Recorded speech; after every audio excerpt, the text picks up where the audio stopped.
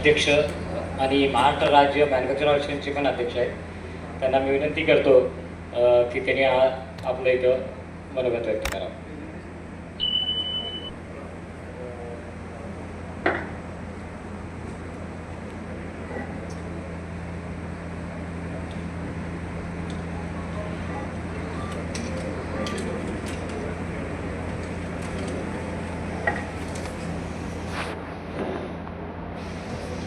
सर्वांना नमस्कार.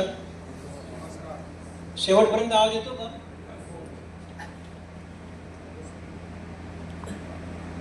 माझं भाषण सुरू करण्या अगोदर मी सगळ्यांना एक नम्र विनंती करतो की आपलं अत्यंत उमदा असं नेतृत्व हे पडद्याच्या आड झाला स्वर्गीय दादा.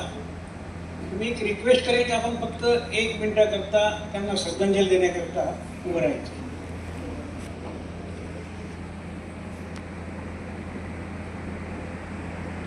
ओम शांती, ओम शांती, ओम शांती.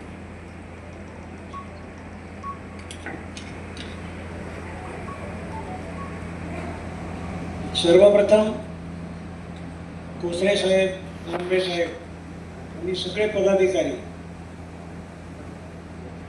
यांचं मी आभार व्यक्त करतो की ही अशी आपली दुसरी मीटिंग आहे.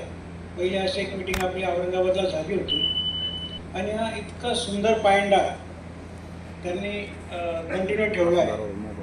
तुम्ही आम्हाला बोलवलं आणि आपण शेअरिंग केल्याशिवाय, आपण दोघं एकत्र झाल्याशिवाय आपले प्रश्न सुटू शकणार नाही. आपलं एकत्र येणं हे खूप गरजेचं आहे आणि तुम्ही ती सुरुवात केली त्याच्याबद्दल मी इरिगेशन असोसिएशनतर्फे सुद्धा तुमचं आभार व्यक्त करतो. मित्रांनो,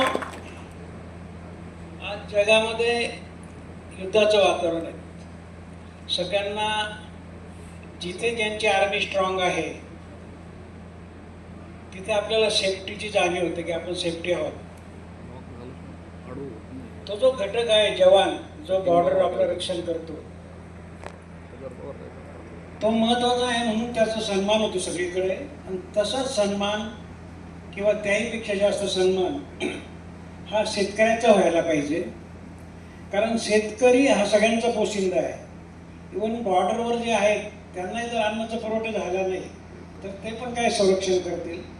तर थोडंसं जवानांपेक्षा सुद्धा किसान यांचं महत्त्व मी जास्त समजतो. 1962च्या युद्धानंतर आपले सगळ्यांचे लाडके पंतप्रधान शास्त्रीजी यांनी एक स्लोगन दिलं होतं, जय जवान जय किसान. तर हा किसान जो आहे तो इतका महत्त्वाचा भाग आहे आणि आपण सर्व किसानशी संबंधित असणारा जो व्यवसाय आहे त्याच्याशी आपण निगडीत आहोत. आणि त्यामध्ये सगळ्यात जास्त की पाण्याची बचत हे एक राष्ट्रीय काम आहे. आपल्याला कदाचित इतर धंद्यापेक्षा पैसे कमी मिळत असतील, पण हे इतकं महत्त्वाचं राष्ट्र उभारण्याचं काम आहे. मी तर याबद्दल मी स्वतःला आणि जे तुम्ही आपण सगळेजण भाग्यवान आहोत असं समजतो. आपला जो एक बिझनेस आहे, या बिझनेसचे 3 स्तंभ आहेत.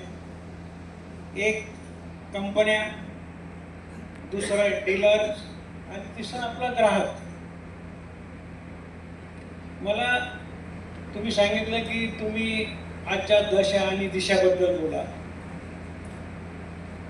मी सांगू इच्छितो की जर ह्या तिन्ही घटकांची दिशा जर चांगली असेल तरच आपली दशा चांगली राहणार. तुम्ही काही मुद्दे डायरेक्ट बोलले इथे.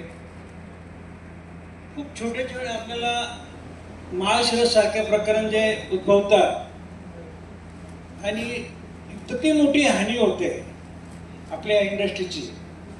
त्यामुळे इथिकल प्रॅक्टिस करणं हा आपल्याला खूप गरजेचं आहे. या गोष्टी घडू नये.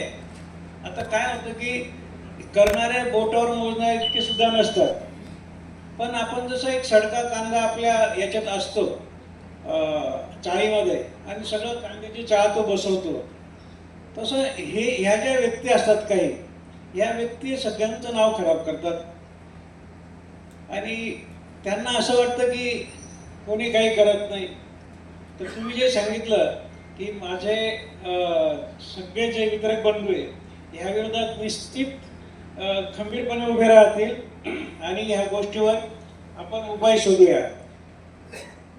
तुम्ही जी एक बात केली की आपल्याला जे कॉम्पिटिटर जे आहेत ते त्यांचं कामच नाही ना कॉम्पिटिटर होण्याचं. तुम्ही ज्यांच्याबद्दल बोलले त्यांचा संबंध काय? तर अशा गोष्टी सुद्धा आपण अत्यंत खंबीरपणे त्या मांडल्या पाहिजे. तुम्ही आमच्याकडे द्या आणि आपण मामूलकर सर, एस पाटील सर, आपल्याला सुद्धा तो मुद्दा जोराने घ्यावा लागेल. खूप चांगलं आणि स्वच्छ काम हवं यासाठी कंपन्या ज्या आहेत त्या खूप प्रयत्नशील आहेत. आम्ही स्वतःहून एक ॲपचं काम दिलेलं आहे. आज साहेब नाहीत, ते साहेब त्यामध्ये त्यांची पण आपण मार्गदर्शन घेतलं होतं. एक ॲप असं आहे की त्याच्यामध्ये तो ॲप आपण जे काय करतो आणि सगळ्या ज्या स्टेप आहेत त्याला डॅशबोर्ड म्हणा वाटलंच तुम्ही, ते आपल्याला सगळं कळेल का आपलं काय काम चाललंय, आपण कोणत्या स्टेजवर आहोत ते. आणि दुसरी गोष्ट ते आणि आपलं जे हे असणार आहे ॲप, ते ॲप त्यांच्याशी कोरिलेट राहील.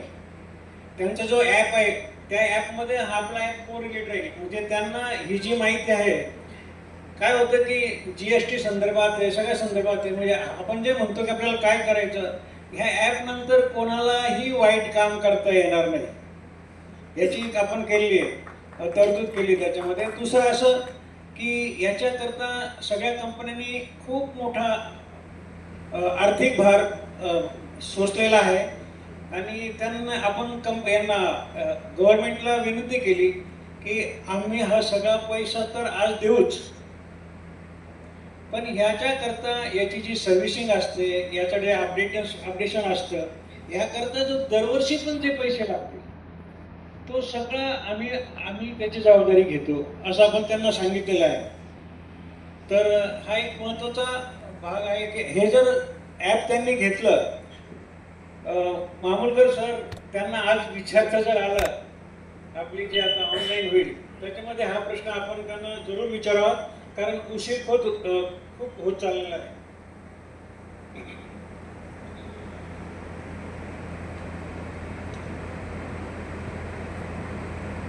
आता आपला जो मी सुरुवातीला सांगितलं की आपण 3 स्तंभावर आपला त्रिकोण आहे, कंपन्या, डीलर आणि ग्राहक. ह्या तिघांच्या त्रिकोणामध्ये एक सेंट्रलला सरकार आहे आणि सरकार म्हणजे सबसिडी आहे. सबसिडीमुळेच काही चांगल्या गोष्टी आणि काही वाईट गोष्टी होतात. तर सबसिडी जर काढली असं खूप सुरुवातीला असोसिएशननी सांगितलं होतं की आता लोकांना कळलंय, तुम्ही सबसिडी काढा, आम्ही खूप चांगल्या पद्धतीने ड्रिपचा धंदा तुम्हाला करून दाखवतो. तुम्ही जे तुमचं टार्गेट आहे त्यापेक्षा जास्त, ते तर काही ते ऐकणार नाही सुद्धा. तो काय पॉलिसी डिसिजन असं एका आणि 2 जणांनी होऊ शकत नाही. परंतु सबसिडी जी आहे, आम्ही आता खाली बसलो होतो देण्या अगोदर इथे, तुमचे जे पण मुद्दे होते ते 3-4 मुद्द्यांची चर्चा आम्ही खाली करतच होतो. सबसिडी माझं तर पहिल्यापासून म्हणणं आहे तर सबसिडी तुम्ही 50% द्या ना, आम्हाला ताजं खायला द्या ना, भूक लागल्यावर ताबडतोब द्या ना शेतकऱ्याला. शेतकऱ्याला जर तुम्हाला खरीच मदत करायची असेल तर तुम्ही ती जी सबसिडी इकडे तुमचे ॲप्लिकेशन प्री सँक्शन झालं किंवा तुम्ही इतकं म्हणतात की मागेल त्याला सबसिडी, मागेल त्याला सबसिडी, पण ती केव्हा देणार, केव्हा? 90% नाही पाहिजे आम्हाला. म्हणजे हे मी नाही म्हणत बरं का, शेतकरी म्हणतो. ही जी भावना आहे शेतकऱ्याची, की कारण सबसिडी त्याला मिळते, आपण विनाकारण त्याच्यावर अन्याय नाही करत असं सांगून त्यांच्या भावना मी सांगतो की शेतकऱ्यांची अशीच इच्छा आहे का 50% जर सबसिडी झाली तर तुम्हाला सांगतो की ज्याला करायचं तोच करेल फक्त. आणि याच्यामध्ये मग जे पण ज्या वाईट गोष्टी घडणार आहे त्या निश्चितच घडणार नाही. तर मी पुढे बोलणार आहे तुम्हाला तुमची काय ताकद येते, डीलर लोकांची ताकद जी काय आहे ते त्याबद्दल पण मी बोलतो. काय होतं की सरकारला देश पण चालवायचा आहे, राज्य चालवायचं आहे, प्रायोरिटी खूप असतात. मग ज्याचं पावर आहे, जो चांगला मांडू शकतो कणखरप्रमाणे किंवा बऱ्याच गोष्टी, तर जो ह्या पद्धतीने काम करू शकतो त्यांची कामं होतात. संख्येने कंपन्यांची संख्या खूप कमी आहे, 150 असेल 200 असेल. 150 मध्ये आपल्या महाराष्ट्रातल्या कंपन्या बाजूला काढा, इतर कंपन्या करा. जे इतर आहेत त्यांचा तर प्रश्नच येत नाही इन्व्हॉल्वमेंटची. त्यांना असं वाटतं ना यांची जबाबदारी महाराष्ट्राची, धंदा करायची जबाबदारी आहे त्यांची, काम करायची जबाबदारी ही फक्त महाराष्ट्राची. ते असं जरी होतं असं ते होतं सगळीकडे, कारण इतर स्टेटमध्ये आम्ही समजा गुजरातमध्ये असो की इतर स्टेटमध्ये आमच्याकडनं त्यांना इतकं सहकार्य होत नाही, ते स्वाभाविक आहे सुद्धा. पण तुमची जी संख्या आहे ना, तुमची संख्या अख्ख्या महाराष्ट्रभर आहे, अख्ख्या महाराष्ट्रात डीलरचं नेटवर्क आहे. मामूलकर साहेब हे नुसते डीलर नाहीत, हे कोणत्या ना कोणत्या पक्षाचे कार्यकर्ते आणि हे सगळ्यात महत्वाचं की हे मतदार आहेत. मतदारांचा जितका प्रभाव पडतो पुढाऱ्यांवर, तो प्रभाव कोणाचाही पडत नाही. तुमचा प्रभाव काय आहे याची चूक तुम्ही मागच्या वर्षी दाखवली, किती ठिकाणी बंद करून दाखवले, किती ठिकाणी. आणि तसं केल्याशिवाय हा लोकशाहीचा एक मार्ग येतो, ते केल्याशिवाय आवाज पोहोचत नाही. आपण म्हणतो ना रडल्याशिवाय आई पण दूध पाजत नाही. तर हे काम आपल्याला करावं लागेल. तुम्ही असं समजू नका की तुमच्यावर काम लोटून आणि कंपन्या बाजूला होतोय, अशातला काही प्रश्न नाही आहे. काही जे प्रश्न असतात धोरणात्मक, तुम्हाला सांगतो की आपली जी अपेक्षा बॉडी दिल्लीची, ह्या ज्या गाईडलाईन्स बनतात किंवा जीएसटीची जी कामं झाली, जीएसटी मध्ये जर यांचं लक्ष नसतं तर आपलं बिझनेसच संपला असता असं मी सांगतो. तर आपल्या अपेक्षा बॉडीने खूप असं छान काम केलेलं आहे. त्याच्यानंतर आपलं शॅम्पलिंग सिस्टीम आहे, शॅम्पलिंग सगळ्यांना हैराण करून टाकलं. आम्हाला तर केलंच केलं, पण तुम्हालाही हैराण करून टाकलं. शॅम्पलिंग किती, एका कंपनीचे किती किती शॅम्पल, हे सगळ्या गोष्टींमध्ये आम्ही बऱ्याचपैकी मामूलकर साहेबांचं याच्यावर खूप मोठं काम झालेलं आहे आणि त्यांनी खूप त्याच्यात पुढाकार घेतलेला आहे.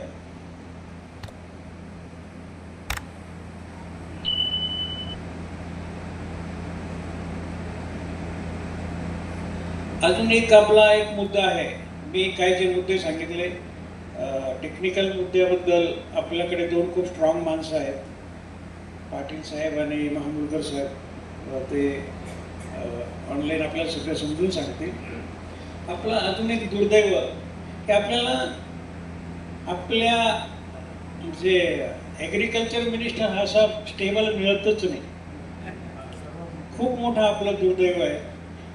आम्ही काही वर्षापूर्वी थोरात साहेब मिळाले होते, बाळासाहेब थोरात संगमनेरचे.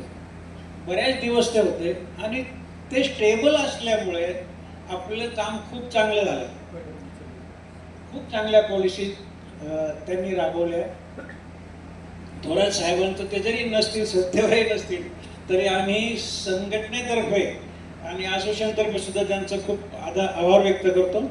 आणि त्याचप्रमाणे आपले भुसे साहेबांनी चार्ज हातात घेतल्यानंतर सुरुवात केली होती चांगलं काम करण्याची. सुरुवात केली, गव्हर्नमेंट बदललं. आपल्याला एखादी थोडी शांती करावी लागेल. आपला मिनिस्टर आपल्याला स्टेबल मिळायला पाहिजे. त्याच्यानंतर अजून एक दणकेबाज गव्हर्नमेंट बदलल्यावर आपल्याला कोकाटे साहेब मिळाले. अहो त्यांनी तर आपल्याकरता कृषी समृद्धी योजना 5,000 कोटींची मोठी योजना आणली ती, त्यांनी ती मंजुरी करून घेतली. ते जर आज असते म्हणजे मिनिस्टर कृषीचे, तर कृषीचं आपल्याला आज ही जी मीटिंग आहे ती आनंदाच्या वातावरणात आपण घेतली असती. पण आता भारणे साहेबांचं मला माहीत नाही, कारण ते आले, खूप इलेक्शन सुरू आहेत, इलेक्शन झाल्यानंतर दादा गेल्यामुळे तो सगळेजण महिनाभर तर कोणाला काही सुचतच नव्हतं. आणि इलेक्शन नंतर आता परत अधिवेशन, या सगळ्या घटनेमध्ये आम्ही जवळजवळ 2 महिन्यापासून असोसिएशन प्रयत्न करतोय. मुख्यमंत्री, त्याच्यानंतर भारणे साहेब, दादांची ठरलेली भेट होऊ शकली नाही. तर अशा ज्या अडचणी आहेत, या अडचणींवर माझे काही जर मुद्दे राहिले असेल, महामुलकर साहेब, पाटील साहेब, माझे काही मुद्दे राहून गेले असतील तर आपण ते कव्हर करावेत. एवढं बोलून मी थांबतो. जय हिंद, जय महाराष्ट्र.